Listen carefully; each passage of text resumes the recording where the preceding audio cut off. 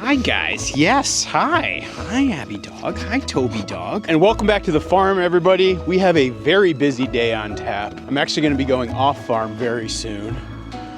Good morning, Bluey. Hi, Bluey. Hi, Bingo. Bingo, you're nibbling on some snow, huh? I've actually been testing out an ear cover for them, but I am noticing that surprisingly, they're very good with keeping their ears out of the water. I was worried it was gonna be a big problem, but they seem pretty smart when it comes to how to do that. So the other week I made a video talking about how I wanted to give away most of the geese that I raised this year to people who are in need, just given a lot of the uncertainty related to food benefits, a lot of the demand that's happening at food pantries. And so I made a video putting out the call for suggestions and ideas on how to do it. Hey, ooh, look at that, Abby Dog. We got ourselves a fresh duck egg here. And one of the groups that responded was Vermont Food Bank. And Vermont Food Bank, which has been the fundraiser source for pretty much all of my videos on YouTube for the month of November. And if you want to contribute to the fundraiser, you're welcome to donate down below. Well, Vermont Food Bank put me in touch with a bunch of local organizations. And today I'm going to do a bird drop off at one of those local organizations. And so I got to go get the truck loaded and then drive out there. It's about an hour from the farm.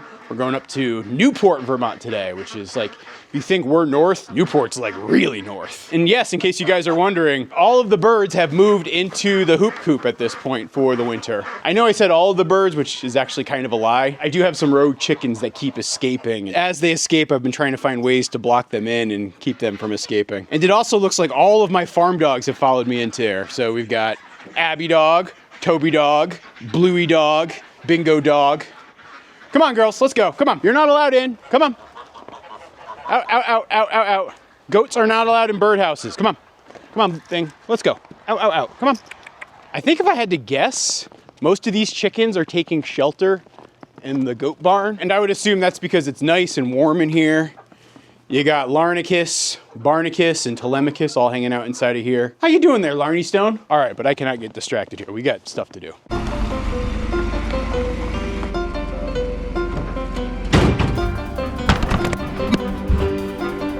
You guys look at all these geese, taking them all.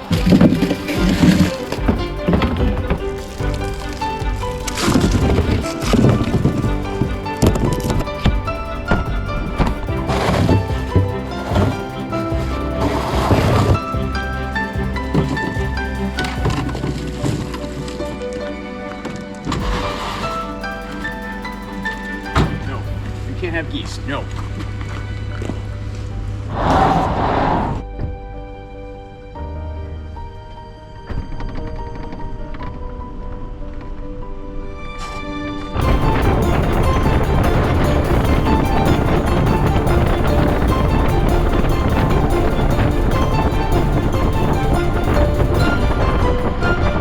So, you know, there's this legend that haunts our tiny little town of Peacham, Vermont. I mean, even when you talk to people about it to this day, it gives folks shame to even think about what happened and how it happened. I mean, all of this actually ended up happening in the winter of 1869. So that's like, what, 150 years ago-ish, like 156 years, I think. I don't know. It was a very long time ago, but there was this elderly woman. She was like in her 70s, and she didn't live in Peacham. She lived a few towns away, and her son was injured in an accident in the woods, and he lived up in Danville, which actually I'm just happening to be driving to Danville as I'm talking to you guys, just the next town over. And her injured son had like applied for civic assistance, which was like a program they had back then, just to get help because he was just so injured and couldn't feed himself, couldn't take care of himself, anything like that. And so ultimately she decided she needed to go check on him and travel from her town to his town. And this was back in the day when the roads, well, most of Vermont's roads aren't still paved. They were much worse back then than they are today, pre-car travel. You know, typically people would travel in carriages or sleighs. And in order to keep the roads clear, they actually had these things known as snow rollers, which were like these gigantic rolling carts They had like almost like a wooden version of a steamroller on the back of them that horses would pull. And they would like go up and down the streets, and they would pack down the snow so that horses could pass, because, you know, especially back then, they would get so much snow and so heavy snow drifts, like it could be pretty intense, and so they would try to keep the roads clear. But this was back in the late winter of 1869, and this old widow and a couple of traveling companions set out to go visit her son. And as they were out traveling, they got caught in a snowstorm. And again, this is before there was like weather apps or alerts. Like the best they had back then was the Farmer's Almanac, which would be printed like a year ahead of time and probably wasn't all that useful, just like it's not all that useful these days, and probably why it's gone out of business. And this elderly woman and her traveling companions decided to stop and see if they could get like a break and some rest and maybe a warm meal, and maybe just stay the night and like basically wait out the storm. And they stopped at multiple houses through Peacham, and they got turned away multiple times. And ultimately, this elderly woman who was in her 70s froze to death on the side of the road, and after the storm, the townspeople found them. And that story, well, like, I know how dark that sounds, and believe me, it is actually wicked dark. That story still haunts our town to this very day, and people will still talk about it. And I actually think it's why the folks in our town of Peacham are generally so generous. So maybe it was like a good lesson, but it's a true story, and it's a tragic story. If you actually want to get more background and information on that story too, earlier today I posted a brand new comic strip that I drew on the topic that goes in depth, as well as a little companion essay I wrote. And so you can see all of that over on my Substack for free. So go check it out and say hey, because I do think this is a very important story. And I think about it a lot, especially as we get into the winter times around here, because it is one of those times where I do think people are going to need to be helped, and there's going to be folks who need to be out there and help, and it might be an inconvenience for you and a challenge for you, but like if you just like pick your head up and look around in your local community, or if you want to help folks here in Vermont, doing good is going to be so important, probably more now than ever, collectively as like an American society, I believe. I know that seems frustrating. I know in a lot of ways that might seem unfair, but it's still, the fact of the matter is that's the situation, and there are families and children right now who are going hungry and they need help. And I know there's going to be folks out there who scoff at hearing me say this, and they'll call me a bleeding heart liberal or something like that, and like fine, whatever. But the reality is this, like just think of a child, right? Like a kid who's 10 years old. And that kid gets public assistance, that kid might get school lunches, that kid might get a lot of support from us collectively as a state or as a country. And I gotta say, they should. Like, set aside all of the moralisms and like blaming of the poor that can happen in American society. Like, if you look at a 10-year-old kid, right, there's nothing that kid did other than be born unlucky in terms of wealth. And like, I think about how I was lucky to have been born into the household I was born into, in the situation that I had. And not everybody has that luck. Not everybody is that fortunate. And so when you think about those folks who are unfortunate, those folks who are in need, even if it is an inconvenient old widow who is banging on your door in the middle of a snowstorm, driving you crazy, I think you need to open your heart up and help, or else you just might end up being haunted by your actions. What is it? So as I mentioned earlier, we're actually heading up to Newport, Vermont, which is like way up there. It's, you know, pretty darn close to the border. Newport itself is kind of an interesting town, and it's actually on this giant lake, Lake Memphremagog, which I always butcher as a name. And it's just really kind of a cool place. Sometimes it becomes like a vacation spot in the summers for some folks. Like there's Newport on the US side, and then like Magog on the other side. But admittedly, I don't get up there often, because other than like stopping for gas on my way to Quebec, it's not like a ton of stuff that goes on up there. But that said, I actually belong to like one of Newport's Facebook groups. And the other day I saw a posting where there was a wild buffalo roaming through the streets of Derby, which is like the town right on the border. And it was pretty wild seeing like the people in town report the location of like a bison. I'm not even talking like a water buffalo, like sometimes people farm for like dairy. Like I'm talking like a straight up American bison wandering around on the road. Which, you know, I'm always terrified of my cattle getting loose, and yes, they're big shaggy beasts with big horns. They're not nearly as scary as a full-grown adult bison. And so, I don't know, it was interesting to see the posts and reports about all of that, but it just shows you how life in the North Country can be a wee bit different.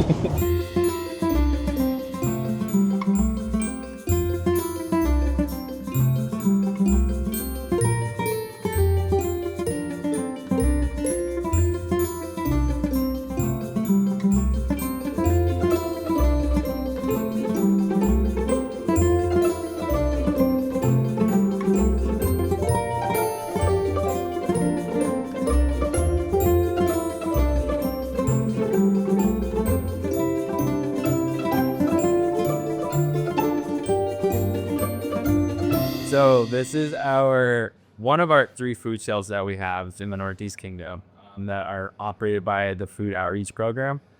So we have this one here in Newport, we have one in Island Pond, we have one in St. Johnsbury, and then we also have a couple of sites within our different Head Start locations that also do small food programs. Probably the busiest of our locations as it is right now. We're supported by all the big box stores up here, which is really, really important for our partnership, and that's all through the Vermont Food Bank. All of these items come in on a daily basis, not just the canned goods that folks kind of tend to expect when they're going into a food shelf. There's not a specific person that comes to the food shelf.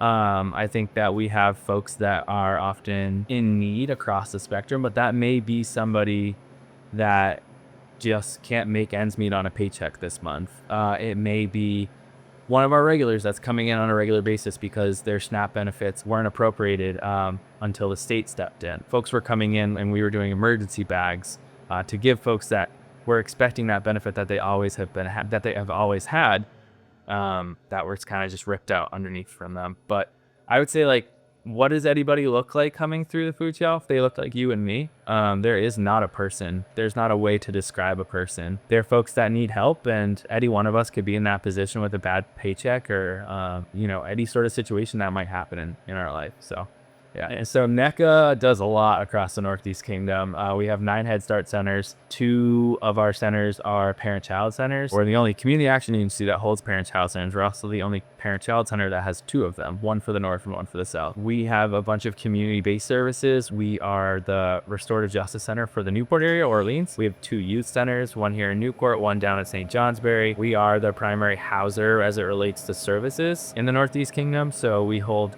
grants that get folks assistance into getting into an apartment or giving them rental arrears so that they don't get evicted. We do a bunch of case management to hold folks throughout that entire process so that we're really making sure that they've got some sort of wraparound services. Right now, the biggest thing that comes to mind outside of our food program, which has been huge, especially with the SNAP benefits, like I said earlier, is our crisis fuel and warmth program. Every year right around this time, we start the fuel program.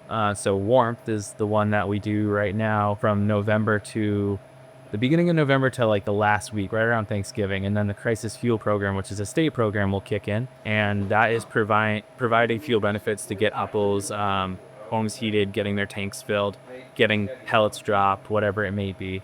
So that's a big thinking about the fact that, like, I don't know how we woke up with 6 inches of snow this morning, but we did.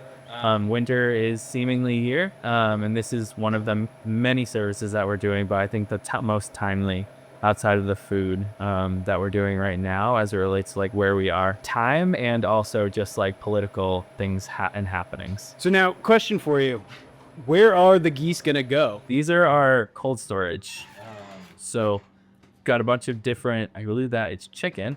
That just came from the food bank. A lot of this is coming from our community partners through the Crash Recovery Program. Meat it looks really full right now. It is the hardest thing. This will be empty by the end of the week. And I think meat is one of the really important pieces to, any meal for a lot of folks. One of oftentimes the hardest to get amongst a couple other things. I think one of the other big things that folks don't often think about is like the dairy products. So like milk, eggs, a lot of those items are are also really difficult to get at the food shelf. Shelf-stable milk is also really important for folks that may not have access to a fridge or be experiencing homelessness. So all of those things are really important. But yeah, this is where all of those birds will be ending up, and they'll be out.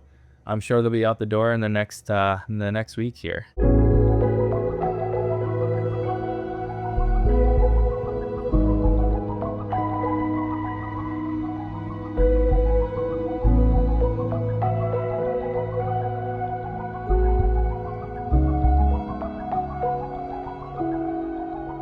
You know, over the years, I have sold a lot of birds. I've sold a lot of beef. I've sold a lot of pork now. I've sold a lot of trees. But nothing I've ever done has left me feeling quite the way doing that bird delivery just now felt. Like, I don't know, it just doesn't compare to any restaurant, to any family who might have come to the farm to visit. Like, while I've loved you guys and you guys have been awesome, just the feeling of walking out of there and even talking to some of the folks in there and some of the folks waiting for pickups because they're about to do pickups in about 45 minutes. Like, I don't know, it hits me hard. And you think about it, right? Like, go all the way back to like April and May when I was in the midst of hatching season and hatching out all these baby birds and then raising them up and then moving them out to pasture and raising them all summer and all the work that goes into it and the time and care and like all of these things in striving to make sure I'm producing this bird that is going to be good for people to eat and is relatively good for the planet, and it's a bird that's led a good life. Like, all of those things take so much effort and energy, and to just, you know, deposit them and drop them off right there like that, and knowing the people who are going to get them and the people who are going to be able to, like, whether it's like have a bird on their Thanksgiving table or be able to feed their family for the week and make sure they have some good, reliable protein. Like, that's incredible. Oh, wow. Here's something else that's incredible. You guys, look at that.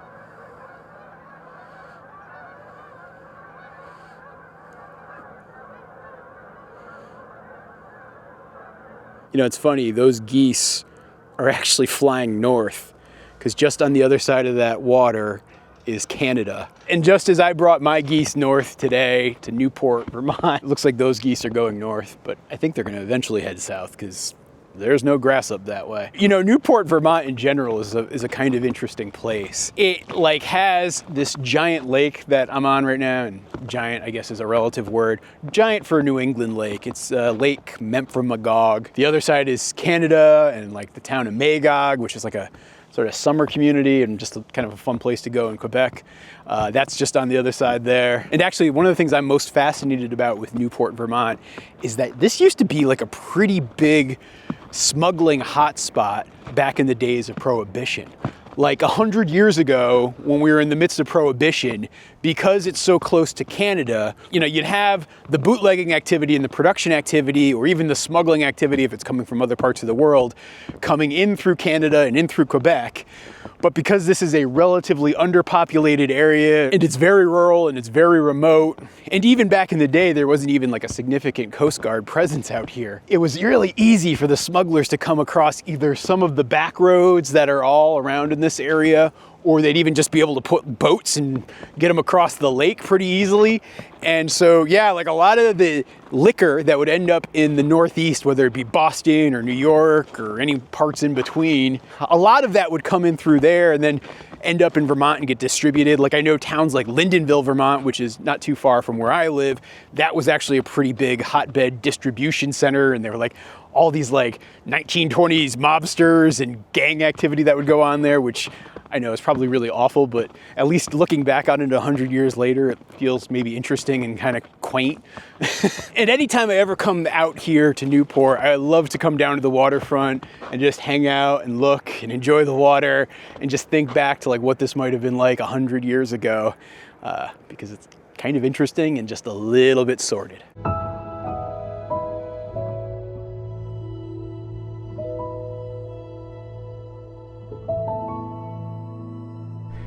Wow, didn't even give me a chance to set up the camera. Good job, Belle.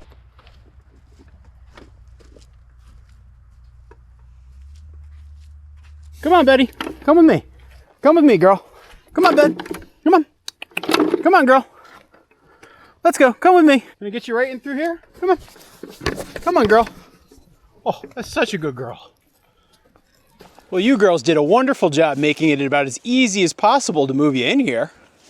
Good job, sweetie. So this is your winter spot. You guys are the first ones to move in for winter. We'll be moving everybody else in over the next couple of days. I'm in the process of getting the calves weaned. I'll separate out Macho Man and the boy calves. And yeah, I guess given the weather, what we had over the last 2 or 3 days, and if I look at the next week's forecast, I think the high is like 36, 37, the low is like in the teens. And so it's time to move them in. And I gotta say, I'm actually very impressed with how easy that was. I actually kind of think I'm starting to get the hang of this whole working with cattle thing. So as I think I've mentioned in previous videos, the girls are going to be on this side, the boys are going to be on that side. I like having the barn accessible to them, particularly as we get into calving. They're getting to eat all of the grasses and weeds that the goats didn't pick through. They get the first bites. All this will be gone by springtime. And yeah, I really hope you guys enjoyed this update from the farm, particularly as we're getting into the Thanksgiving-ish holiday season here in the United States. Hope you get to spend time with friends and family. I mean, just to appeal to your most selfish nature for a moment, helping other people makes you feel good. It's unquestionable. And so if you have the opportunity to help somebody else, whether it's donating money or donating food or donating your time, or even just like giving somebody a ride, or inviting somebody that you know might be alone for the holidays over to your dinner table. Like, all of those things will make a world of difference for somebody else. But even more importantly, they're gonna make you feel great. So thanks for watching the video. I hope you guys have a wonderful, wonderful day. I'm gonna be moving the cattle. Thanks a lot, everybody. Betty Rubble, how did you get burdock on you already? Oh, I thought I cleared out all the burdock. Oh well.